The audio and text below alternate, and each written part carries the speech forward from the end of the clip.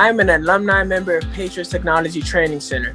My name is Michael Coker, and I have a disability diagnosed as anger management and anxiety.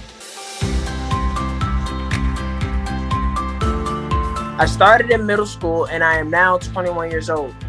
Some of the programs that I participated in are the Patriots Lego and cybersecurity competitions, the Youth Summit, as well as assisting and conducting workshops in the STEM Carnival.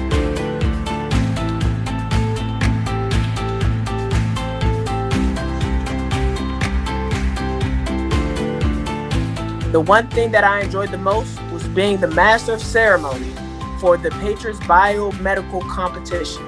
I have found that public speaking is something that I truly enjoy.